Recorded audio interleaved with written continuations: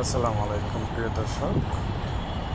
এটা হচ্ছে চট্টগ্রামের গুরুত্বপূর্ণ একটি কর্ণফুলী নদী। এখানে কর্ণফুলী নদীর নতুন ব্রিজ দেখা যাচ্ছে। এখানে অনেকগুলা শত শত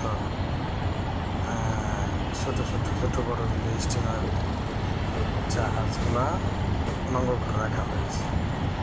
এটি একটি ব্যস্ততম ব্যবসায়ী নদী, কর্ণফুলী নদী, এবং বাংলাদেশের চালিকার একটি অংশই নদী।